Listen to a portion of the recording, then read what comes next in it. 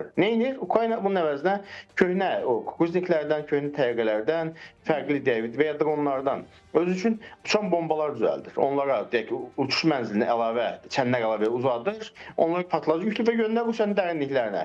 Və bu üsullardan birisi onlarla neftarma zavodlarına deyək ki, zərər veriblər. Moskvada Kremlin qübbəsinə qədər gəlib çıxıblar. Hətta uzaq Irkutska, oradakı aerodromlara gəlib Rusiyanın Tu təyyarələrini vurdular, bombardmancı strateji təyyarələrini. Eyni şəkildə Çin-Qazaxıstan sərhədində Rusiyanın radiolokasiya sistemini vurdular. Yəni çünki əlində başqa vasitə yoxdur, raketi yoxdur, deyək ki, və yaxud qırıcı təyyarəsi yoxdur. İsrail kimi getsin İranın öz hava sahəsinə vursun. Bu bir məcburiyyətdəndir. İkinci məsələ, Ukraynanın burada xüsusi təcrübəsi və üstünlüyü var. Dünyada ən effektiv dron mühərrik istehsal edən ölkə Ukraynadır. Müharibədən əvvəl də belədir, indi də belədir. Hətta bu, məsələn, bizim Türkiyənin ən güclü strateji silahlarının, Bayraktar, Kaan, Akıncı və s. bir çoxunun mühərriki Ukraynada istehsal olunur. Ukraynalıların bu işdə təcrübəsi var və daha effektiv silahlar ürətiblər. Məsələn, ABŞ-da çox daha böyük, amma məhdud istifadəsi olan dronlar deyil, 10 illərdir Əfqanistanda, Pakistan'da istifadə edirdi. Ukraynada bunun dron istehsalı onlarla şirkət var və bir çoxunu hətta xatırlayırsınız, cənab Erdoğan təklif elədi ki, gəlin Ukrayna müharibəsində Rusiya bombalayırdı o dron istehsal edilməsələr, gəlin siz Türkiyə köçün, biz sizə bütün vəsait verərik, biz sizə köməklik edərik, birgə istehsal edilməyiriklər. Hətta Ukrayna lazım olan qədərini biz buradan təmin edirik. O şirkətlər qəbul eləmədi, yenə də Ukraynadadır. Və Ukraynanın bu işdə təcrübəsi var. O da onlara üstünlük verir çünki onlarla Ukrayna şirkəti həm pilot uçaklarla istehsal edə bilir, həm onun təlimini verə bilir. Yaxşı, Turab bəy, indi son günlərdə bu intensiv şəkildə hücumların həyata keçirilməsi Ukrayna tərəfindən, xüsusilə də bu kadrlardan sonra Rusiya dediyiniz həmin o obyektləri vurmazmı? Yenidən həmin məsələ gündəmə gəlmirmi? Rusiya onsuz da onlar vurur. Ancaq bunların bir know-how var. Bunlar bu işi bilirlər. Yenə deyirəm, Rusiya bu işi bilir. Məsələn, Rusiya təsəvvür edin ki, gedib İranın istehsal elədiyi o raqatkalar, quş vuran oxşar dronların texnologiyasını alır, adlarını dəyişib, deyək ki, Ukraynaya göndərir. Çünki öz texnologiyası yoxdur. Ukraynada bunun know-how'su var. Baxın, Ukrayna Sovet dövründə Sovet İttifaqının ən enerji tutumlu və ən, deyək ki, elm tutumlu müəssisələrin olduğu ölkəsi idi.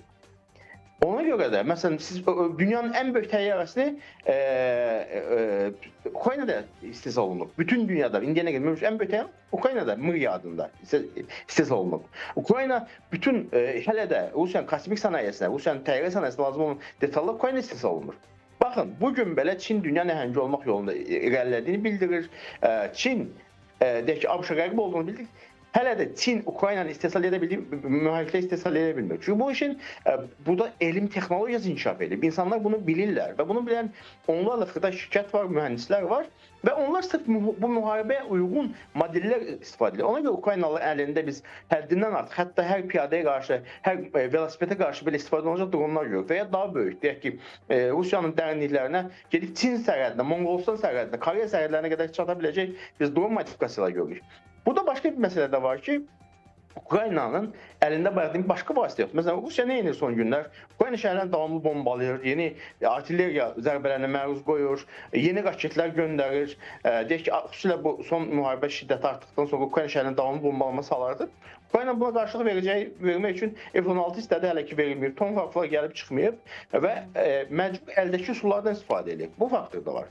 Başqa bir faktor, bayaq bir sualı verdiniz, arada itməsin deyə ona da cavab vermək istəyirəm.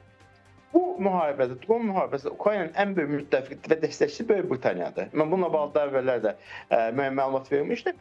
Baxın, müharibə başlarından bəri təkcə Britaniya Ukrayna 75 min dron göndərir. 75 mindən çox, çünki hər gün daha çox göndərir. Təkcə Britaniyanın Ukraynaya verdiyi dron dəstəyi. Və bu kifayət qədər böyük rəqəmdir. Az qala deyək ki, hər hansı bir ölkənin ordusu qədər. Bir çox ölkənin 75 bini əskəri yoxdur. Çox böyük bir rəqəmdir. Və siz təsəvvür edin ki, bu dronların hər hansı biri partlayışda, deyək ki, hansısa bir hədəfə zərər vurubsa, tam məhv eləməsə belə, bu 10 minlərlə əskər, 10 minlərlə hərbi texnika, 10 minlərlə obyekt deməkdir. 75 min dron. Deyək ki, bunun bəlli bir qismi 1000, 2000, 5000 bu kəşfiyyat üçün istifadə olunanlardır, amma qalan hamısı ən mikronundan tutmuş ən böyüyünə qədər sırf zərbə üçün nəzərdə tutulub, partlayış üçün nəzərdə tutulub.